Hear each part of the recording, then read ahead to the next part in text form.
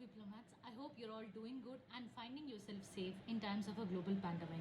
And who the aspirants who are all taking this year's exam, I hope them all the very best and I hope these videos are helping them. Diplomats, today in this video we are going to discuss the most important thing that's been in news since July end, that is the National Education Policy 2020. So before even trying to understand the main points of National Education Policy 2020, I think it's important for us to recognize how education is important and why education is important. I think we all recognize and we all understand the crucial significance that education does to young minds, adults, and every individuals. So what exactly education is all about? Education is about trying to read, write, not just that, but trying to understand, comprehend, and having a nuanced approach towards life and things that happens in our lives. So in that way, basically and fundamentally, education triggers an imagination. Education pushes us to think out of box. Education adds meaning to our lives, and most importantly, education gives a perspective for us to stand tall as an individual with respect, with dignity, and also a lot of tolerance towards everybody who stands as fellow humans in society. So education, very famously, Nelson Mandela has called education as a powerful weapon in this world to change perhaps everything.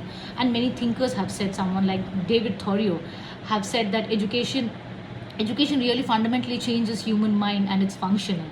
Education increases and education helps us realize the human essence in any individual.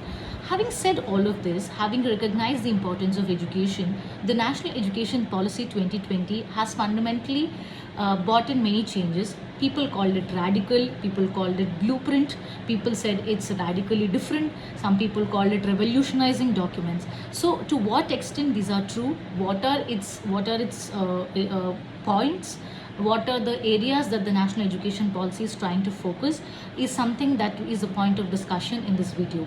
Before that, I think I would want to briefly walk all of you through what exactly happened post independence in the field of education. So immediately after independence, we had something called Education Commission that was constituted in 1948 and 49. This first ever commission on education actually led to the formation of UGC, that is the University Grants Commission. So having said this, we've had immediately after a few years, I think roughly after 20 years, that is in 1968, we had a commission called Kothari Commission on Education in India. And after that, under Article 42 of the Indian Constitution, an amendment was added in 1976. This amendment actually made changes and brought education as a subject into the concurrent list. Schedule 7 of the Indian Constitution talks about the legislative division between the center and the states. That is in the form of three ways. One, you have a center or the union list. Second, you have a state list, and third, you have a concurrent list. So as the name goes, on this in the central list or the union list, the utmost power and the legitimacy and the flexibility is all about what the union government can do. When it comes to the state list, the state has all the autonomy to make changes. However, in the concurrent list, both the state and both the center can make changes. However, the final power resides with the center. Having said this, in 1976, education as a subject has been put in the concurrent list. This is another development. After this, we have in 1986 another policy called National Education Policy 1986. This actually recognized certain thing, quote unquote. It says education as a precondition for development, and it has set out certain three categories of it. That what are the fundamental features of defining education? One is equity, two is accessibility, and three is quality. So the National Education Policy in 1986 fundamentally focused on three issues. After this, we haven't had any proper commission or a policy that focused extensively on education. So India aspiring to be a superpower, India trying to unleash its potential of demographic dividend, having the world's largest young population in this country, it's very important to focus on educating these young children, adults, and individuals. So hence, education policy becomes all the more important in the year 2020. Having said this again, so after this we had another important crucial step that the government of India has taken, that was in 2002. The 86th constitutional amendment to the Indian Constitution had made education, right to education, as a fundamental right, which included in Article 21A. So this is another major development, and perhaps we could call it a watershed in the field of education. After this, after 34 years in the 21st century, this is the first ever comprehensive national policy that we had. That is the National Education Policy 2020. So this National Education Policy, NEP, was released on July 30, 2020. It will replace the National Policy on Education 1986. So there are certain key recommendations that the National Education Policy 2020 has brought. I would want to put them and categorize them into 4 categories. One is the NEP includes redesigning the structure of school curriculum to incorporate early childhood care and education. So we are calling it ECCE. So early childhood care and education. The second part is it is trying to curtail the dropouts for ensuring universal access to education. And the third one is increasing the gross enrollment ratio in higher education to 50% by 2035. And fourth, improving research in higher education institutes by setting up something called Research Foundation. As we all know that statistically, in terms of research and development, India does not do fairly well when we compare ourselves with the developed nations. On that note, India is aspiring to have a research and development in a much more synchronized and in much more systematic way. Hence, establishing a research foundation is in India's interest. Apart from this, I want to focus on certain snippets and certain statistics about why education becomes crucial. Why? Right to Education Act passed 2009 has been very successful in achieving universal enrollment in elementary education. I think this is where we all have to underline, in elementary education. So people go to the schools in elementary, primary, elementary, then they go to the secondary schools, then they go to the higher education, and this is a systemic hierarchy that we maintain in terms of what are the levels of education. So having said that, I would want to quote certain statistics which is useful for us to understand where we are placed factually, and also it will enrich your answers and larger understanding. Because having a theoretical understanding needs to be substantiated with strong data, and any aspirant who does this in a more synchronized, in a more natural way, are the ones who are rewarded with the highest marks. So hence, this is the statistics that I would want to underline in the terms of education. As of 2015 and 2016, the gross enrollment ratio was 56.2% at the secondary level as compared to 99.2% at the primary level. So you naturally see there is almost 45 to 48% reduced in the secondary level. That means people who are getting enrolled in the primary level are not actually going to the secondary level, and people who are in the secondary level, are very few people are going to the higher level. Hence, this systemic inequality in terms of accessibility is something the national education policy is trying to target. Apart from this, we have certain other factors to focus on. One, why is this happening? This is happening because of certain reasons. These reasons could be gender identities. Female students, they drop out due to various reasons, due to gender disadvantage, due to lack of economic and social resources, due to the kind of family structures they are in, and of all the patriarchal system that we are all part of. So that, it could be related to transgender persons. And next one is socio-cultural identities. Socio-cultural identities, that the text it means scheduled caste and scheduled tribes. You see the enrollment ratios and the way people belonging to scheduled caste and scheduled tribes are not doing fairly well. So hence, this is another problem. The other problem is geographical disadvantages. So let's imagine a girl or a boy studying in Hyderabad, Delhi or Bangalore or Chennai would be completely different from a remotest village of Chhattisgarh or Maharashtra, or a remotest part of Telangana or Karnataka. So there is certain geographical identities which are actually impinging upon the access to the education. It could be from small towns, they could be from small villages. And the other part is about socio-economic identities. We said socio-cultural identities in terms of SCSTs. Now we're talking about socio-economic identities. Now, in the pandemic, we all have seen gut-wrenching pictures and videos of migrant labor walking thousands of miles. People are getting killed when are sleeping under railway tracks. Many women are giving birth to babies in the Shramik trains.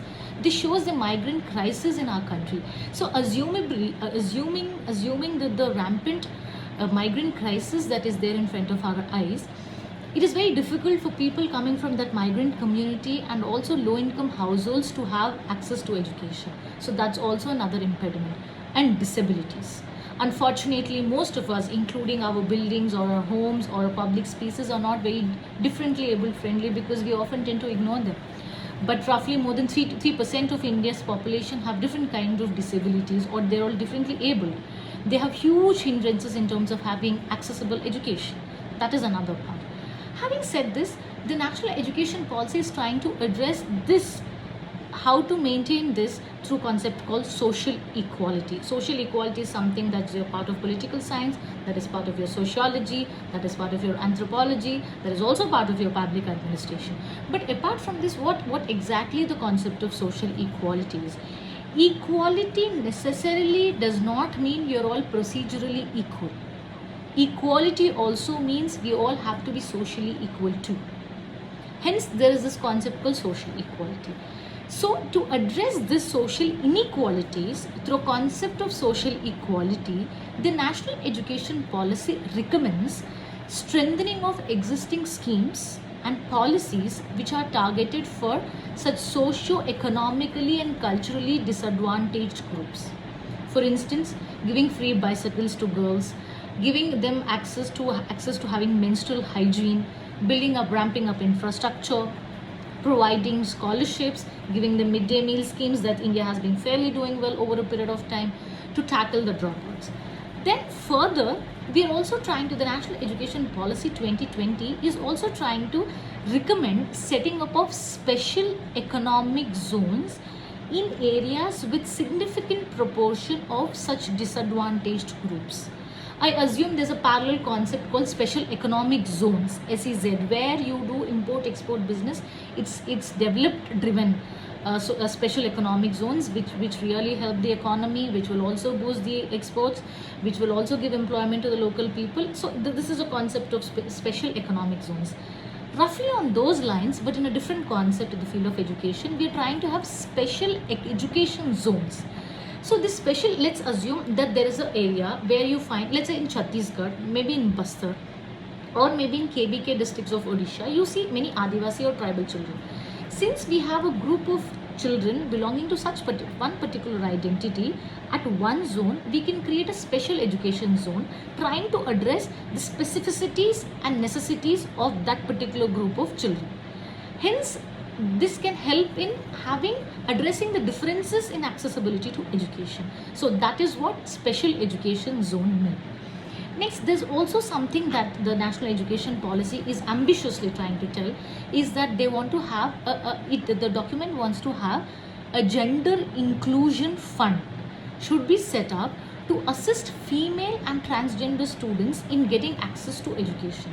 We all know that women are not doing fairly well. We also know the female labor force participation is 23%. There's a huge gender parity problem. The global inequality report by the World Bank, we all know that we're not doing fairly well. The gender equality report by World Economic Forum has also clearly said that women are not doing well on many terms, in terms of political participation, in terms of having access to education, in terms of having access to employment. So on all this, it clearly and naturally underlines that women, girl child and adult and adolescent girls are really at the bottom rung in terms of having accessibility to education. In order to address that, we have a proposition about a gender inclusion fund. So now we have roughly covered the social equality and inequality part, and now we are trying to understand the higher education. So the primary education is this, the secondary education is 56%. So secondary education dropouts are because of these 5 reasons that we have mentioned. Now we're discussing about the higher education. So what is the status of the higher education in this country? Unfortunately, having the most prestigious institutions like the very esteemed central universities for social sciences and for humanities, Indian Institute of Technologies, AIMS, Indian Institute of Management, and many other distinctively recognized state universities. None of your universities or colleges stand in top 100. That's something that we all have to worry about and also try to improve upon. So why this is happening? Specifically to address this, we were aspiring, the national education policy is aspiring to increase the percentage of higher education to 50% by 2035, that is 2035. We want the percentage to go up as high as 50%. So as of now, 2018-19, the gross enrollment ratio in higher education in this country is stood at 26.3%. That is, we want to double the number. Hence, this is so the annual growth rate is abysmally as low as 2%. Hence, there's a specific concept note in the national education policy talking about the higher education. Similarly, there's something called foundational literacy and numeracy concept. Now, what is this? The national education policy states that a large proportion of students currently enrolled in the school have not attained foundational literacy and numeracy. Now, what is foundational? What is your foundational to speak English or a word? Is knowing to learn ABCD. You know the alphabets, you know the words, then you form sentences, then you form paragraphs, then you write and read speeches or read text. So the very foundation of education, the very foundation of learning is not being met according to in a satisfactory way. Hence, national education policy specifically focuses on foundational literacy and numeracy. Unfortunately, if you see, like, you're all aspiring to be bureaucrats, if you see so many IAS officers, district collectors, assistant collectors, joint collectors, sometimes they go on field visit and go to a public school. They ask a little toddler in the school, they ask them to volunteer to combine to write their name or a sentence or a word on the board. Unfortunately, those children are unable to write. This is where the problem is. A third class or fourth class standard student is unable to write as basic as their names or try to read small words.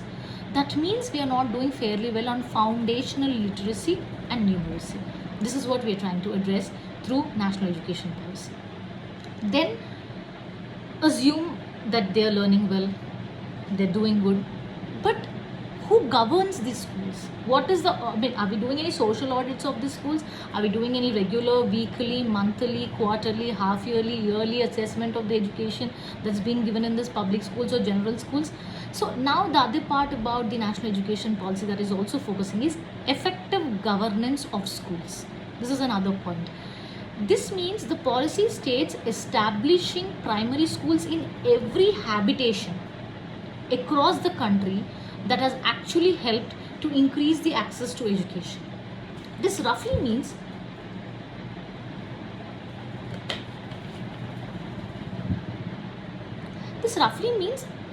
that most often the governance mechanism is not being taken seriously.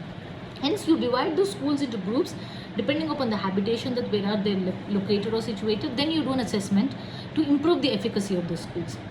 Then again, like we've previously mentioned about the higher education and restructuring of higher education, we have something called the present complex nomenclature of higher education institute in the country, such as deemed to be university. You know, when you're walking on the road, you see a board deemed to be university, affiliating technical university, unitary university, shall be all replaced by simply called university. That's one thing that you're doing. And since the national education policy also recognized that the higher education system has been, the entire ecosystem has been severely fragmented. Now we are trying to make a unified approach so that there's better convergence, the better congruence, and there's better commensurability in terms of giving higher education, quality higher education to the folks of this country. Next, like we have already mentioned about the research and development in the starting part of the video. Actually, it's very surprising to know that India only spends 0.69% of GDP on research and development and innovation. That's unfortunate, but we are trying to ramp it up in over a period of time. So after learning all of this, Now it says it's visionary, it wants to address the different social economic inequalities. It is trying to bring in the changes in the secondary school system. It is trying to bring changes in the higher education system. We are trying to get a research foundation. We are trying to converge most of the higher education institutes into one. We want to focus on foundational literacy and numeracy. We want to improve the efficacy through better governance models for the education. But we also have something, the very fact that you're all watching this video, sitting wherever you are in these different parts of the country or the world, is the aspect of digital education. In the pandemic, I think the entire digital education, e-learning, has become a reality. Perhaps, I personally would want to say I've never thought that there would be a medium where you could teach or learn, or maybe the entire education for a year or 6 months goes through online medium. But however, we are here we are. So in that way, what is exactly importance of digital education that the national education policy is trying to push? The NEP states that the alternative modes of quality education should be pushed when in-person education is not possible, but is not possible through digital mediums, that we are actually doing. But how do we do that? In 2017 and 18, the public spending on education was 4.43 of GDP, which the NEP aspires to increase it to 6%. So now what does this has to do with the digital education? When you're spending of 4% of GDP on education, which is actually low, because the most of the developing countries spend more than 8%, and in fact China spends 10% of its GDP on education. So when you are spending already low amount of GDP, and when you're aspiring something like a digital education and trying to digitalize the way children or the adults or the individuals of this country are trying to envision the education system, it's important to ramp up the infrastructure. We actually see this as a problem. So there's this old song which is part of Telugu literature, where it clearly says, if there's a child who want to go to a school, he would go to a school, but if he goes to a school, he does not have a chalk piece. If he has a chalk piece, he has no duster. If he has a duster, he has no blackboard. If he has a blackboard, there's no teacher. And if the teacher, blackboard, chalk piece, and the student is there, then he has no chair or bench to sit. And if at all these things are there, when it rains severely, the entire school will be in water. This roughly shows the pathetic condition of the school infrastructure that the public education system has in this country. So without developing this infrastructure in the entire country, envisioning such kind of digital education would be, according to me, is a wishful thinking, I think. So now how do we actually bring in the aspect of technology? So like I said, we have infrastructural problems, and considering the length and breadth of this country, having so many disparities, having so many diversities, whether it could be in terms of geography, in terms of socio-economic conditions, in terms of cultural aspects, it's very, very difficult to bring all the players to one together on one platform and trying to have a seamless way of imparting certain values and lessons, and bringing up the education and improving the quality of education. This is one big problem that we are facing. And apart from this, how is this technology factor is becoming a problem? It's becoming a problem because most of the villages don't have electricity. And we all know that more than 60% of this country's population still lives in villages. Gandhi famously said India lives in its villages. We have huge infrastructure problems, right? With having infrastructure problems, not having access to basic facilities like the radio or the electricity, so aspiring to have a digital education across the length and breadth of this country is highly ambitious. Having said this, infrastructure, certain basic infrastructure, has been really a problem. And at many places, because of the lack of students, because of the lack of teachers, many schools have been shut down. And apart from this, the learning outcomes have been poor. The Right to Education Act, however, has been very successful in terms of implementation. The no-detention policy has been not taken in a right spirit. Hence, it was also a problem. Hence, this 5 plus 3 plus 4 plus 4 plus 4, this entire the principal formula base of education is trying to is trying to bring a reimagination of the entire education system. So as a mature democracy, or as an aspiring world leader, India and all the citizens of this country has to critically think that how can we make things better? What are the areas, or what are the ways where we can improve education? So in that scenario, in that background, the national education policy actually acts as a blueprint, because it recognizes certain problems, it gives you the statistics, it is also prescriptive in terms of this is what we are going to do. But however, this is a prescriptive in nature, that you have a disease, you go to a doctor, the doctor will tell you have a fever. But how do we do it? The medicine that you get for your fever is similarly the example that would fall is, you have an ambitious document, you have a radically reimaginative approach towards education. But how do we address the inequality, already existing inequality, infrastructure inequality, educational inequality, socio identity inequalities, and most importantly, the other factor of national education policy is bringing in the private players, bringing in the philanthropic aspect to education. We all know that post 1990s liberalization, privatization, and globalization reforms, India has embarked its journey towards privatization of education. We have a huge problem of this corporate colleges coming up, whether you could use Kota or Hyderabad or certain infamous institutions known for randomly brainwashing students, pushing them to study, crack entrances is a huge burden. There's also increased suicide rate and stress rate increasing among the peers of this country. So when you are trying to invite private players and foreign universities into the public education system, we have to be wary of the fact about affordability, accessibility, where more than 70% of India's population does not have access to the basic minimum facilities. So knowing this veracity of difficulties, structural inequalities, and systemic inadequacies, to what extent this national education policy is going to actually address these questions is something that we all have to think. How do we ramp up education system at a multiple level? We have a language issue, we have mother tongue issue, we have various schools, we have 2 language formula, we have 3 language formula, and in spite of all of these, we have problems in terms of how to bring different students from different parts of the country on common platform so that they have a better access. The entire NEET controversy is an example of that. Tamil Nadu has been hell-bent of not trying to integrate themselves into NEET. So this shows that national education policy, having had an ambitious outlook towards education, it somewhere also fails to recognize that deeply social cleavages that are part of India's system, whether in terms of culture, in terms of education, in terms of regional disparities. That is where the critique of national education policy comes in. One critique is in terms of infrastructure, second critique is in terms of logistics, third critique is in terms of adequate training for the students, also for the children.